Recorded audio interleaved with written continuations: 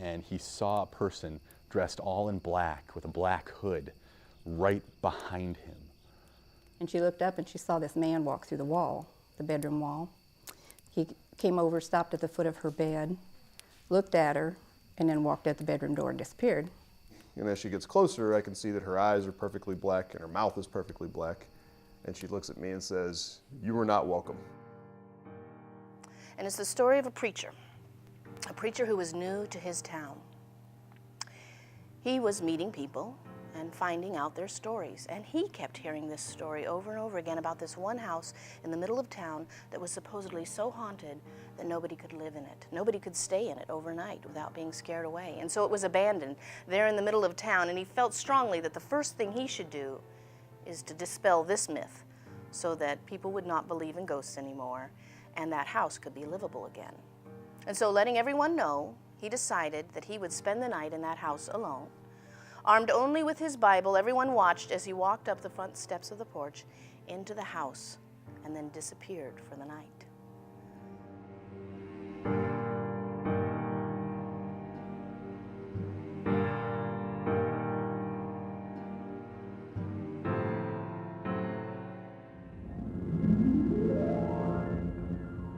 There are some people who believe in ghosts, and there are some people who don't. If you're the believe in ghosts kind, then this story is about one. And if you're the don't believe in ghosts kind, well, just for fun, this story is about one anyway. Stories about ghosts, stories about the continuance of the spirit out of the body and how it continues to act in the world, are part of almost every religious tradition. And they go back in an American context, right to the beginning, from the very time that the first, Europeans arrived here, or even Native Americans also have stories of spirits that survive. You look at those earliest settings around a campfire where people are staying warm, they have light, they have protection from wild animals, and they are sharing stories. There are three big genres of storytelling that folklorists deal with, and that's folk tales or fairy tales, legends, and myths. The purpose of a legend is to argue in favor of the folk belief that is buried in the story. You can have a folk belief without any narrative to it, and those in popular culture, those are called rumors. But when it gains a narrative, we call it a legend. A legend's primary function is to call a worldview into question. So we all have this view of how the world works. And when somebody tells a legend, yes, it's entertaining, and that we might say is the primary function, the first thing it's supposed to do. But really it entertains by making you a little bit uncomfortable. And it does that, the type of legend we'd call a ghost story, it does that by making you a little bit unsure about things that you're supposed to be comfortable with.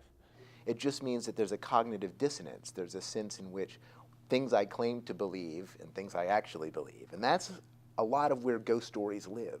They live in that place, that area between what I know to be true and what down deep I think is true, that I don't want to admit is true. And that's the place that ghost stories really exist. Well, once in the house, he looked high and low. He looked down in the cellar, which was empty, only a dirt floor, the main level, and upstairs, and he found nothing to be concerned about, nothing at all except a rocker, which he brought over to the fireplace, and he built up the fire, and there he sat by that fireplace, reading his Bible by the light of his lantern and the fire, and he was just nodding off. It was late in the night when he heard from the other side of the cellar door the sound of light footsteps, a small person ascending the stairs. But then directly behind that were louder footsteps, the sound of heavy, thumping, thudding footsteps. And then there was the sound of a scream, of a young woman's scream, and it was cut off. And then the sound of a thud, and then the thumping sound of a body being pulled back down into the cellar. And then silence.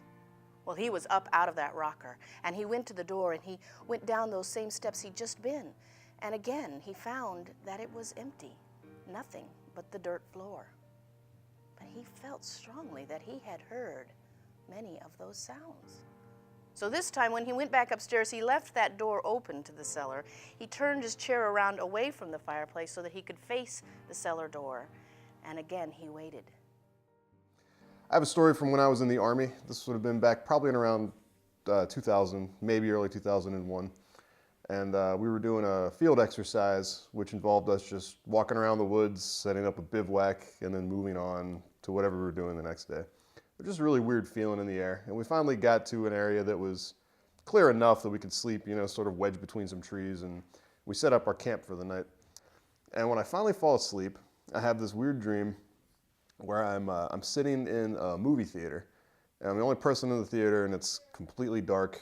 There's just a little light so I can see the other seats. And then the screen turns white, and in black lettering, it says, "You're not welcome here." And I panicked, and I got up, and I ran out of the movie theater. And as I'm running down the street, I run into this figure of what looks like an old lady. And as she gets closer, I can see that her eyes are perfectly black, and her mouth is perfectly black. And she looks at me and says, "You are not welcome." And I woke up, startled and panicked. I was like, "Oh my God," and I'm looking around. And I noticed standing right next to me is my friend Reed. He's this big black guy, like 6'3", and he was standing there looming over me, which was scary. And then I noticed he's actually dead asleep. So I grab his, like, Reed, and he wakes up and he looks down and he's like, "What's going on? Like, you're sleeping, standing right next to me." He's like, "Oh man, I had the weirdest dream." He's like, "Yeah, what was it?" He said, "I was in this perfectly empty town, and then out of nowhere, I saw this old lady walk up to me and she said, 'You're not welcome here.'" And so we were both freaked out. We were like, "Holy crap." So we stay up and do fire watch the rest of the night. None of us gets any sleep. We're back to back, you know, flashlights, like just panicking. And the sun comes up, and it's still very dense, so we can't see much. We start getting lights. People start waking up. And then we notice that not 50 yards from where we've been sleeping was an old Revolutionary War cemetery. These were all over the place back there. We go up, and there's chains around it in every graveyard there. Every tombstone is marked, like 1780, 1770 something. So that was a really unsettling experience for me. I would argue that those people who don't believe in ghosts during the day. And that at midnight, in a dark room or out in the woods, by a campfire, somebody's telling you this story, and if they're good, you maybe believe a little bit. Or there's this great line by a folklorist anthropologist named Andrew Lang. It's, "I don't believe, but I tremble." It's that uncertainty. That's where the entertainment comes from, and it's the only way it comes. It's the only way it works is by calling into question everything that we're supposed to be comfortable with. As if, and historians have written about these kind of continual beliefs in spirits or witches or demons or whatever it may be as a kind of a fringe movement, that's the kind of like strange holdovers, it's primitive, it's the poor, it's people who are not well educated, and the statistics absolutely do not pan that out. 79% say miracles happen today as they happened in ancient times. 68% say angels and demons are active in the world today. 37% of people believe that houses can be haunted. 21% believe that you can talk to the dead. These are 79 and 68% of modern Americans who are part of this long Enlightenment program, supposedly.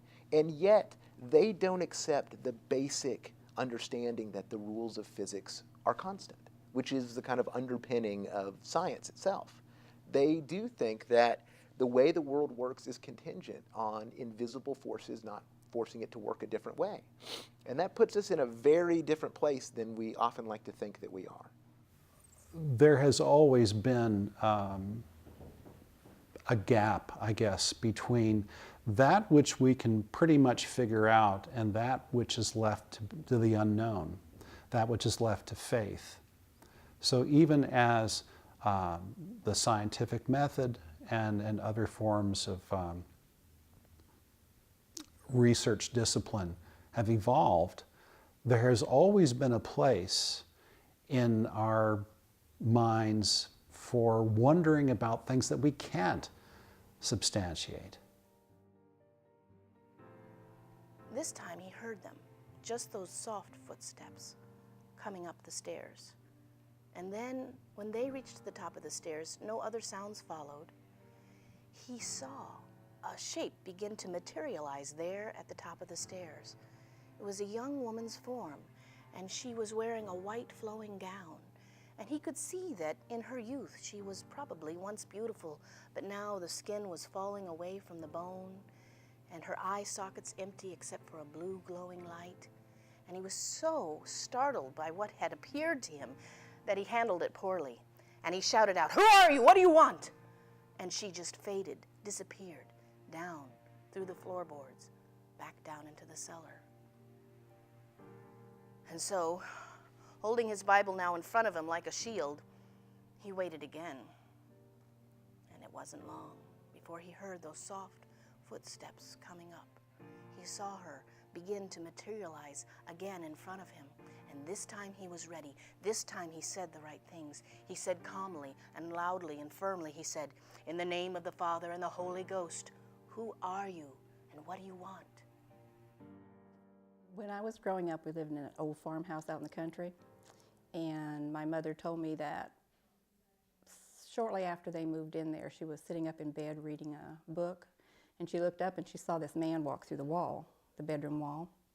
He came over, stopped at the foot of her bed, looked at her, and then walked out the bedroom door and disappeared. She described him as kind of a young man, white shirt open at the collar, dark pants. So she, being the good Catholic she was, said a prayer and went to sleep. Next morning, she made my dad tear off all the wallpaper from the side of the wall where the man had walked through, and they found a door that connected the two bedrooms. And hanging on the door was a belt and a tie from a man. This is a room that has a lot of banquets and things like that in it. And so at certain times, especially in the evenings, people are coming and going a lot, especially from the doors that lead down to the kitchen, and also the two different doors that lead out to the hallway. And one thing that the people had noticed was this painting is kind of odd in the back. It's a painting of a woman named Mary Quick Burney, who was a patron of the arts, and she had a lot of portraits done, including one of herself, which is hanging in here. She didn't like it, that's the story. And so she refused to let it be finished. And if you look at the painting, you can see that the hands aren't finished and it's not done. And when it was hung, supposedly she wasn't very happy about this. She died some years before. And so she haunts this room. And the way you know that she's haunting it is that she'll lock and unlock the doors at random times, stopping people from bringing food in and things like that. Also, if you're standing in the hallway and you look in the crack between the doors, supposedly her mouth will smile in different ways. She'll open her lips so that you can see her teeth, and she'll close them at different times, and it's pretty creepy.